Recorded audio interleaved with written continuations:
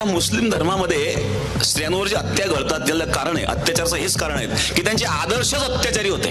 Breaking news এই মাত্র পাওয়া গরম খবর। মহানবী হযরত মুহাম্মদ সাল্লাল্লাহু আলাইহি সাল্লামকে অবমাননার অভিযোগকে কেন্দ্র করে উত্তাল হয়েছে ভারত। ভারতের মহারাষ্ট্রে চলছে ভয়াবহ আন্দোলন। সম্প্রতি ইসলাম ধর্ম নিয়ে বিতর্ক করেন ভারত রাজ্যটির হিন্দু ধর্মের এক প্রচারক। मुस्लिम धर्मामध्ये स्त्रियांवर जे हत्या घडतात त्याला कारण आहे अत्याचाराचं हेच कारण आहे की त्यांचे आदर्शच अत्याचारी होते। যা নিয়ে উত্তাল এখন সমস্ত ভারত। বিস্তারিত সম্পূর্ণ জানতে হলে ভিডিওটি না টেনে দেখতে থাকুন শেষ পর্যন্ত। মহানবী হযরত মুহাম্মদ সাল্লাল্লাহু আলাইহি সাল্লামকে নিয়ে কটূক্তি করায় এবার জেগে উঠেছে মুসলিম সমাজ। গণ আন্দোলনের ডাক দিয়ে মহারাষ্ট্রের সমস্ত রাজপথ অংশ নিয়েছেন লাখো লাখো মুসলিম।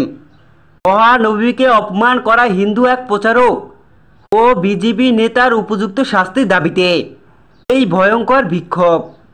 হিন্দু ধর্মের প্রচারক রামগিরি মহারাজ তিনি মহানবী সাল্লাল্লাহু আলাইহি সাল্লামকে নিয়ে কটূক্তি করেন, যাতে তাকে সমর্থন দেন রাজ্যের বিধায়ক হিতেশ রানা।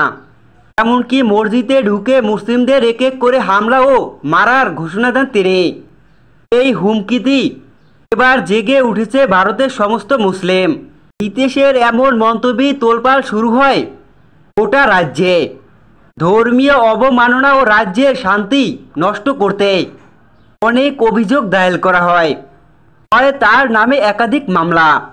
বিজেপি নেতার এই মন্তব্যে মুম্বাই অভিমুখে মার্চের ডাক দেন মুসলিম জনতা। লাখো লাখো মুসলিম জনতার ক্ষোভের মুখে পড়েছে এবার নরেন্দ্র মোদী সরকার। বিপাকে পড়েছে গদি নিয়ে রয়েছেন তার বিরুদ্ধে নানান বিশ্বের চাপ। বিপাকে পড়ে তালমাটাল অবস্থা নরেন্দ্র মোদীর।